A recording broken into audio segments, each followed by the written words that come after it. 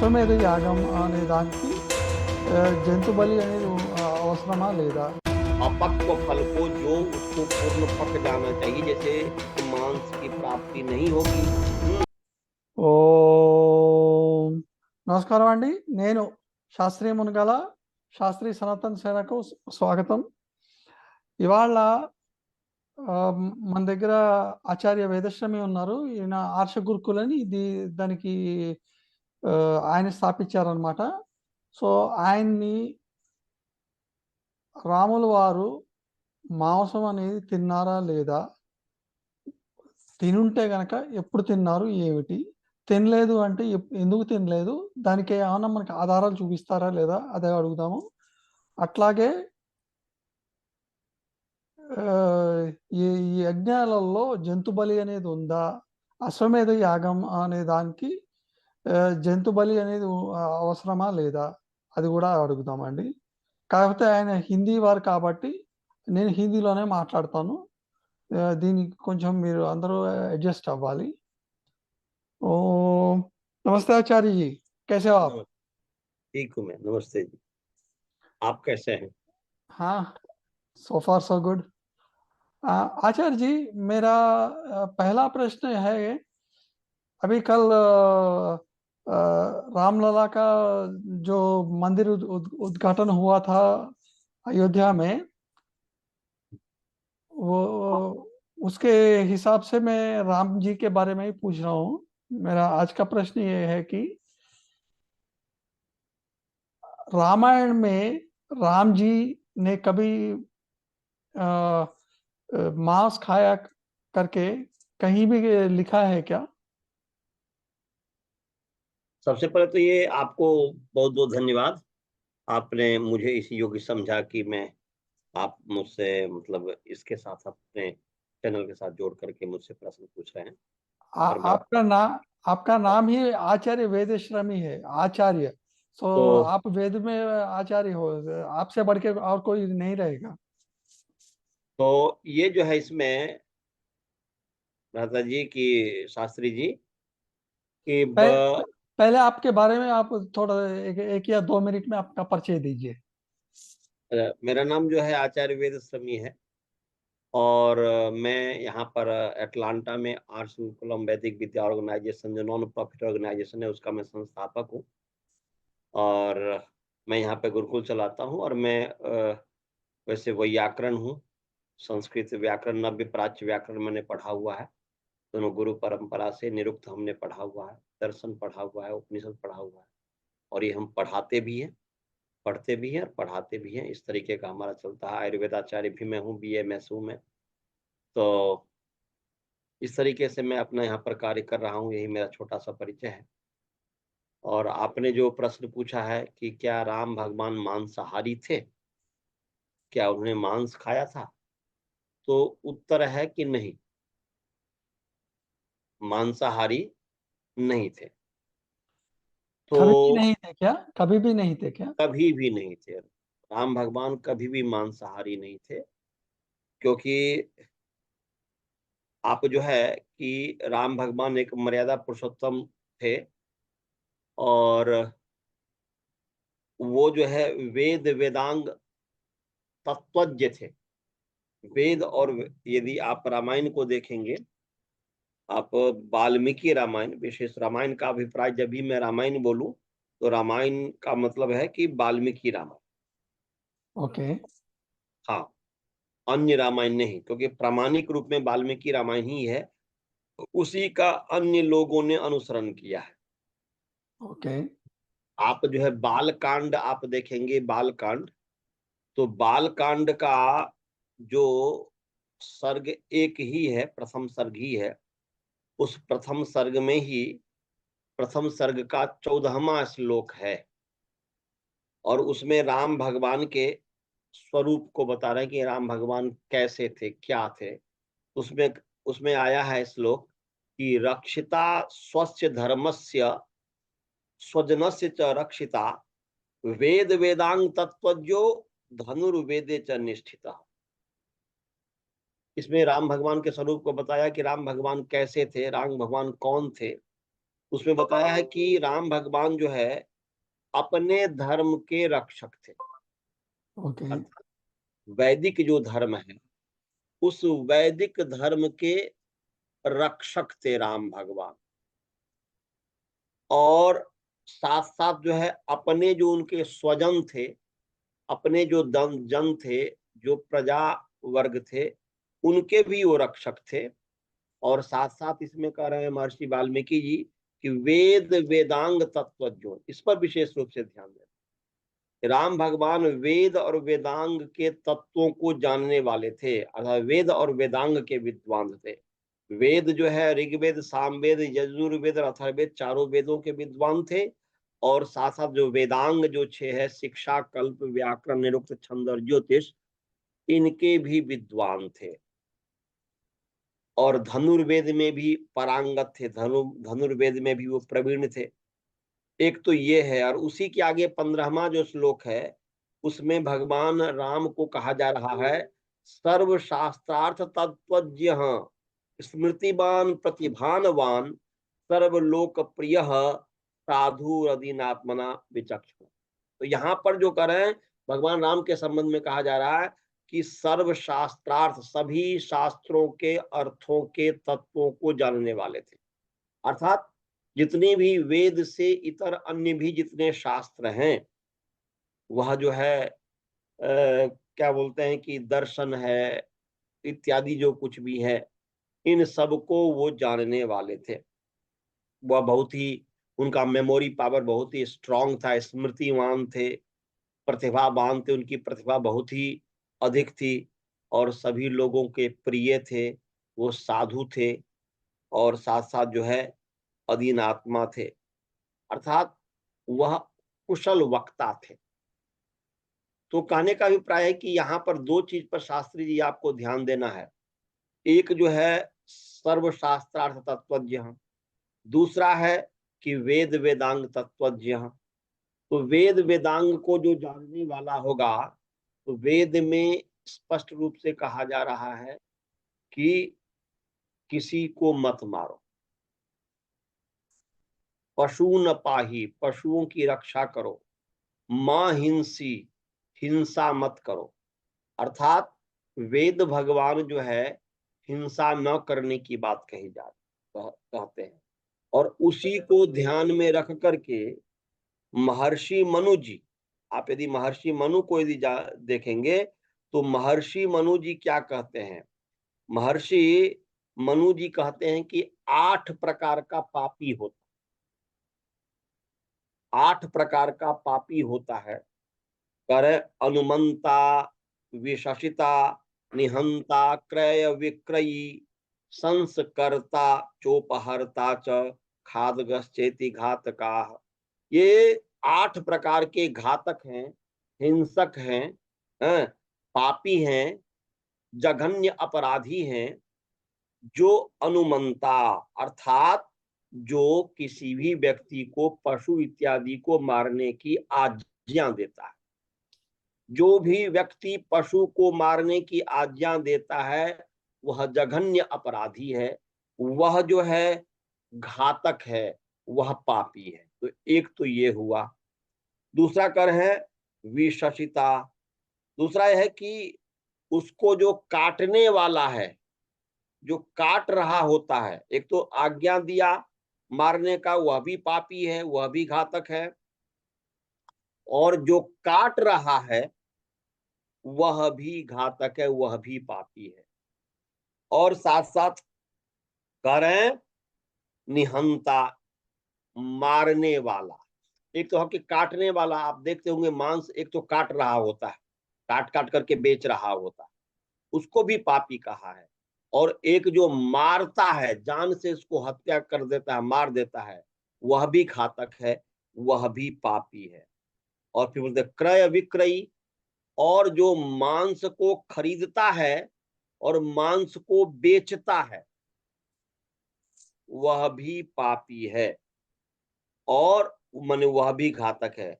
और संस्कर्ता, और जो पकाने वाला है, संस्कर्ता मतलब हुआ जो पकाने वाला है, वह भी पापी है।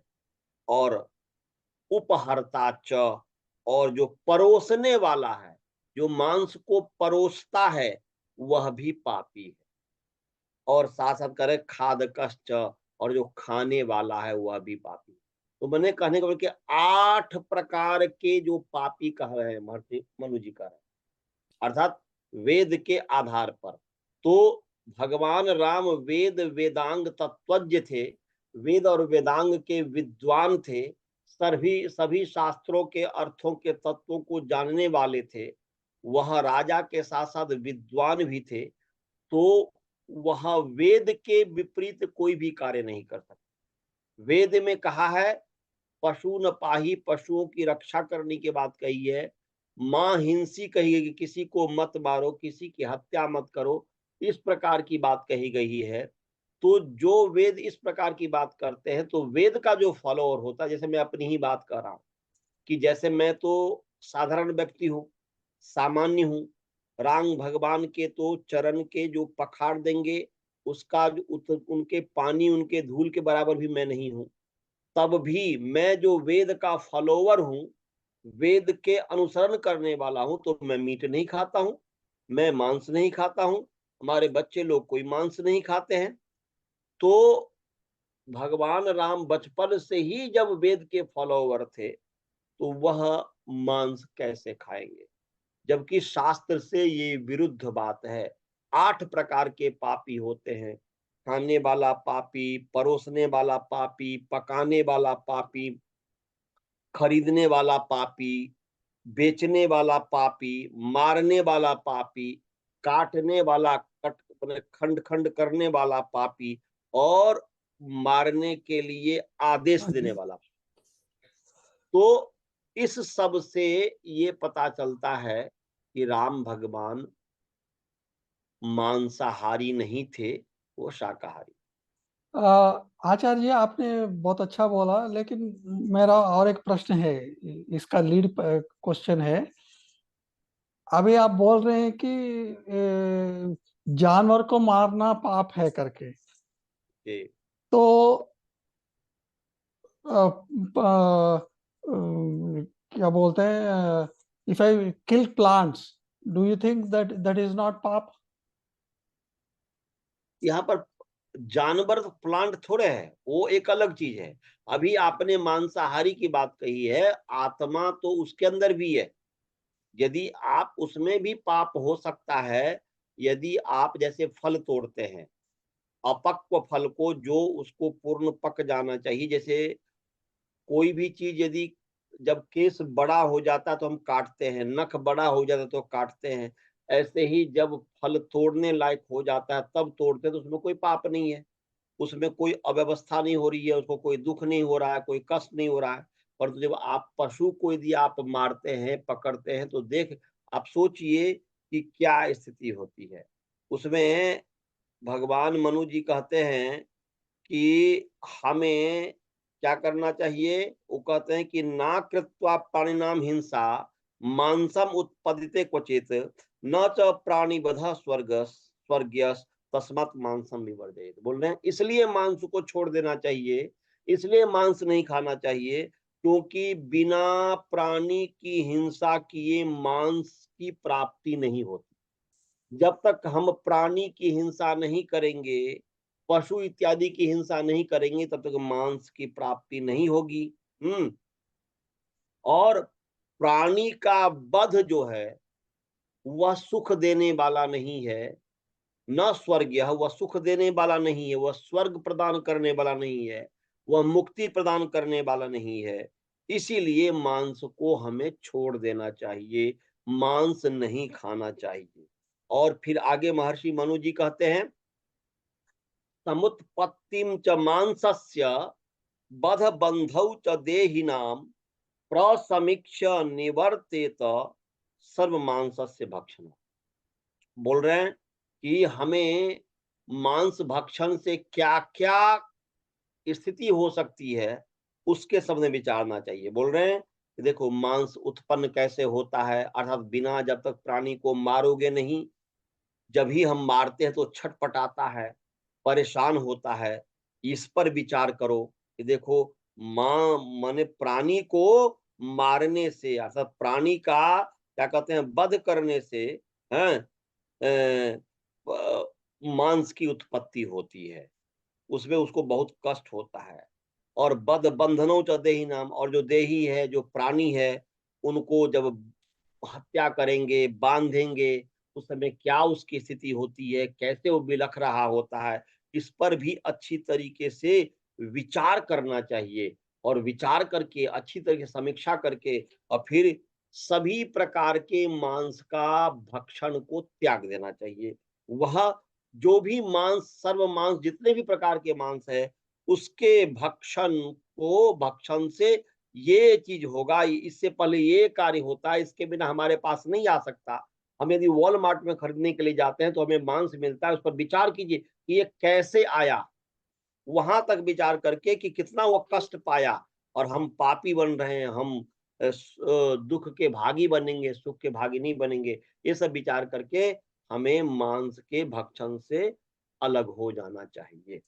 तो इसलिए कहने का अभिप्राय ये है कि माँ हमारा जो वेद है, एक वेद वेदांग तत्वज्ञ जो राम है, सर्वशास्त्रार्थ तत्वज्ञ जो राम है, वह कभी भी वेद के विपरीत कार्य नहीं कर सकते। वो जो है मर्यादित पुरुष थे, वह मर्यादा में रहने वाले थे, इसीलिए वह मांसाहारी नहीं थे।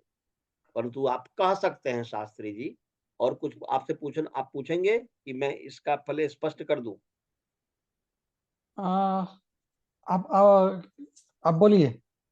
हाँ, इसमें ये है, फिर आप कहेंगे शास्त्री जी कि जब ऐसी बात है तो ये राम भगवान के संबंध में मांसाहारी की बात आई कहाँ से? हाँ तो जी। इसके, हाँ, तो दो चीज है इसमें।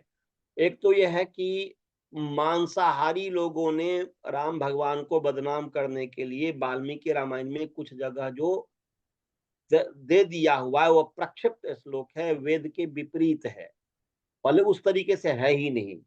सीधे सीधे साक्षात ये नहीं है कि हम मांस खाएंगे, मतलब मांस खाने की सीधे सीधे नहीं कि राम भगवान मांस खाते थे, ऐसा सीधे सीधे कहीं नहीं मिलता।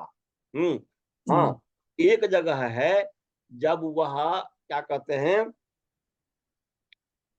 राम भगवान वन जा रहे होते हैं, तो अपने माँ को बोल रहे होते हैं, क्या कहते हैं वो, अयोध्या कांड में, अयोध्या कांड का 20वां जो सर्ग है, उसका 29वां श्लोक है, 20वां, माने अयोध्या कांड के 20-29, माने 20वां अध्याय का 29वां श्लोक है। क्या है? चतुर्दश ही वर्षाणि वत्स्यामि विजने वने कंदमूल फलैर्जीवन हित्वा मुनिबदामिशम। ये बोल रहे हैं, अपने माँ को बोल रहे हैं कि मैं 14 वर्ष तक जो है एकांत वन में, विजने बने, एकांत वन में मैं बसूंगा, हाँ मैं रहूंगा, कंद मूल फल इत्यादि से अपने जीवन यापन करता हुआ मैं 14 वर्ष तक मैं मने वन में रहूंगा, मुनि के समान रहूंगा, आमिषम हित्वा, आमिष को छोड़ करके मैं रहूंगा। तो इस श्लोक का जो है, जो अज्ञानी व्यक्ति है, जो पूर्णतः संस्कृत को नहीं जानते हैं, जो मांस के पोषक व्यक्ति है, क्योंकि मांस का पोष माने का समर्थन करने वाला जो व्यक्ति है, वह यहाँ पर जो आमिषम है, इस आमिषम की व्याख्या करते हैं कि मांस को छोड़ करके मुझे मुनि के समान 14 वर्ष तक जो है कंद मूल फल इत्यादि खा करके जीवित रहना पड़ेगा, वहां पर बसना पड़ेगा।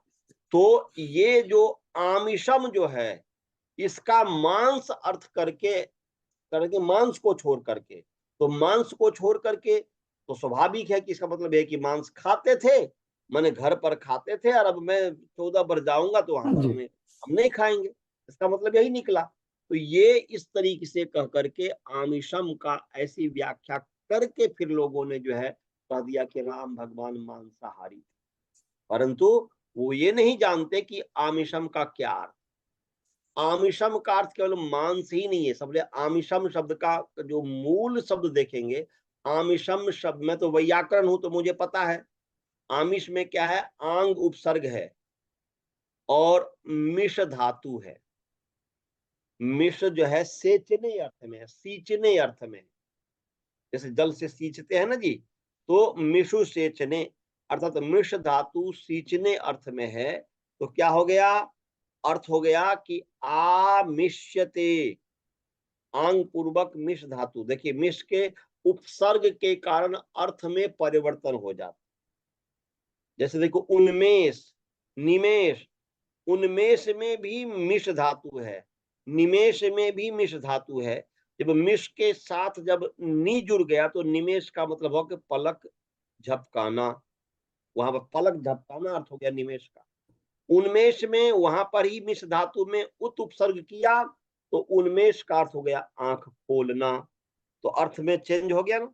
ऐसे ही यहाँ पर मिष धातु है, उसके साथ आंग उपसर्ग हो गया है, तो आमिष्यते हो जाएगा आमिष्यते भुज्यते इति आमिषम, मने का अर्थ हो गया कि जो खाया जाता है उसको आमिष का। Oh okay. आमिष का मतलब क्या होता है जी, जो खाया जाता है उसको आमिष कहते हैं। तो उधर में फल एक जब कोई भी व्यक्ति, अब जैसे मान लीजिए कि हम लोग ही सामान्य व्यक्ति हैं, अपने घर में जो भोजन छाजन करते हैं उसमें मिष्टान्न भी होता है, हम उसमें जो खीर भी होता है, अन्य अन्य चीज भी होते हैं जो खाने में जो प्रियकर हो। हाँ, तो जब हम गुरुकुल में जाते हैं तो कहा जाता है कि भाई घर में जो स्वतंत्रता होती है खाने में, घर में जो ये होता है वहां पर जाकर तपस्या करना पड़ेगा। तो ऐसे ही यहाँ पर जो खाने योग्य जो चीज है, प्रिय जो वस्तु है, राजभोग्य जो वस्तु है, जो मनोहर जो वस्तु है, उसको कहते हैं आमिष। उसका ना केवल मांस का नाम ही आमिष नहीं है, क्योंकि देखो इसमें ये होता है आमिषति मने सिंचती, आमिषति का अर्थ क्या हो जाएगा, या आमिषते का अर्थ यदि करेंगे सिंचते भी करेंगे तभी भी अर्थ हो जाएगा। हाँ, तो सिंचते स्नेहम यत्र तत् आमिषम, आमिष उसको कहते हैं या कि जिसमें सींचा जाता है स्नेह को, अर्थात घी तेल इत्यादि को जिसमें सींचा जाता है। अच्छा बताइए जी, आप यदि अपने घर में यदि एक इसका लड्डू बनाते हैं, क्या बोलते हैं कि चने के दाल का यदि आप लड्डू बनाते हैं, बेसन का लड्डू बनाते हैं, तो बेसन के लड्डू में आप घी को सींचते हैं कि नहीं सींचते हैं? सींचते हैं। सींचते हैं ना।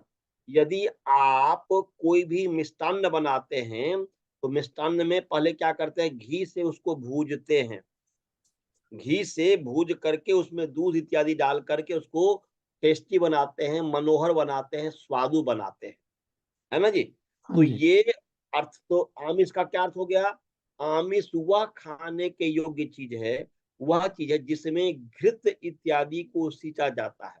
स्नेह, स्नेह जो है, स्नेह माने स्निग्ध जो पदार्थ है, तो स्निग्ध पदार्थ हो गया घी तेल इत्यादि।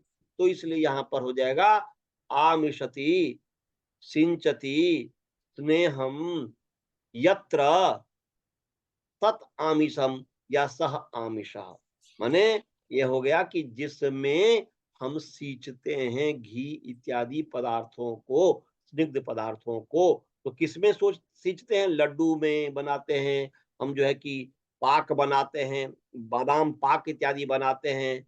हाँ, हम जो है समझ च्यवनप्राश बनाते गए। हाँ हैं। समझ गए आचार्य जी।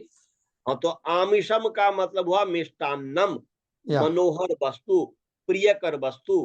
तो राम भगवान ये कहना चाह रहे हैं वहां पर कि देखो माँ, अब तो मैं 14 वर्ष तक वनवास में जाऊंगा, वहां पर तो कंदमल फल फूल इत्यादि खा करके जीवन व्यतीत करना पड़ेगा मुनि के समान। घर में तो जो है इतना जो पकवान इत्यादि बनता था, उसको हमें छोड़ना पड़ेगा, तो उसको छोड़ करके मैं ये व्यतीत करूंगा। तो यहाँ पर आमिषम का अर्थ मांसम नहीं है। ओके। यहीं पर लोगों की भ्रांति हो जाती है। ये यदि व्यक्ति समझ में आ जाए, इसको यदि समझ ले, तो फिर कोई भ्रांति नहीं। अगर लोग ये सब समझेंगे तो आपके लिए और हमारे लिए कोई कुछ चर्चा करने का कुछ विषय ही नहीं रहेगा। नहीं, नहीं, परंतु है ना कि इसके कारण गलत अर्थ करके और जो है कि हम राम भगवान के ऊपर अपने जिह्वा के स्वाद को मिटाने के लिए, अपने जिह्वा को तृप्त करने के लिए हम एग्जैक्टली, दूसरे के ऊपर एग्जैक्टली। लांछन लगाते हैं। ये तो गलत है ना, या ये अच्छी बात नहीं है। इसलिए राम भगवान कभी भी ये नहीं खाते थे। वो तो देखिए ना, अब वहाँ पर जब आप जाएँगे सीता माता जी भी कह रही है कि मैं साथ में जाऊँगी। हाँ, तो सीता माता जी निवेदन कर रही है कि हमें भी साथ में ले चलिए। तो वो उनके सामने क्या कहती हैं, प्रॉमिस करती है, बोलते हैं कि फल मूलाशना नित्यम भविष्यामि न संशय, न ते दुःखम करिष्यामि निवसन्ति सह त्वया। हे राम भगवान, हे राम, मैं आपको दुःख नहीं दूँगी, आपके साथ रह कर के। मैं हर दिन जो है फल-मूल इत्यादि को ही खाने वाले नित्य, माने फल-मूल इत्यादि को ही मैं खाऊँगी, इसमें कोई संशय ही नहीं है। तो कहने का अभिप्राय कि यहाँ पर फल, फूल इत्यादि खाने की बात ही, फल इत्यादि खाने की बात कही जा रही है। सीता माँ भी खुद कह रही है, राम भगवान भी खुद कह रहे हैं, हैं? तो ये इस तरीके से, और एक और जगह का है अयोध्या कांड का ही 54वां माने 54वां जो है, 54 सर्ग का माने क्या बोलते 54वां सर्ग का 16वां श्लोक है, उसमें क्या लिखा है? पित्रा नियुक्ता भगवन् प्रवेक्ष्याम्यस्तपोवनम् धर्मेव चरिष्याम तत्र फूल फलाशना। देखिए, फूल फल खा करके मैं वहां पर जीवन व्यतीत करूंगा। बोल रहे हैं पिताजी ने हमें जो नियुक्त किया है, पिताजी ने हमें जो आदेश दिया है 14 वर्ष वनवास का, तो इसलिए मैं तपोवन में मैं प्रवेश करूंगा और धर्म का ही मैं आचरण करूंगा, और वहां पर मैं फूल फल इत्यादि खा करके ही अपने जीवन यापन करूंगा। अब देखिए, जहां पर भी है भगवान राम कह रहे हैं कि फल फूल इत्यादि खा करके जीवन यापन करूंगा, कहां से वो बन गए मीट ईटर? कहां पर मांसाहारी बन गए? हाँ जी, हाँ जी। आमिषम का ठीक अर्थ तरक से एक ही अर्थ समझ करके इस तरीके से लोगों ने गलत अर्थ कर दिया। इसीलिए इसीलिए भारत में आजकल सब लोग महा अपने को खाने का मन करता है, इसीलिए भगवान के ऊपर लगा के हम खाएंगे बस। हाँ, तो वो गलत है, क्योंकि वो तो पापी है। जो भी इस तरीके से करे वो पापी है, क्योंकि मनुस्मृति के आधार पर वो 8 प्रकार के पापी होते हैं। तो जो मांस खाने वाला है वो भी पापी है, मांस बेचने वाला वो भी पापी है, मांस खरीदने वाला वो भी पापी है, जो पशु को मारने वाला वो भी पापी है, काटने वाला है वो भी पापी है, पकाने वाला है वो भी पापी है, परोसने वाला है वो भी पापी है। कहीं पे ऑप्शन छोड़े नहीं है महर्षि मनु जी। इसीलिए जो भी, क्योंकि हमारे यहाँ पर, मैं मिथिला का हूँ, मिथिला में गलत परंपरा है। मिथिला में क्या परंपरा है गलत? कि मिथिला में कहते हैं खुद भले ही मत खाओ, परंतु दूसरे को खिलाने में धर्म है। हम्म। पंडित लोगों ने अपने स्वार्थ के चलते, अपने पेट को भरने के लिए क्या किया?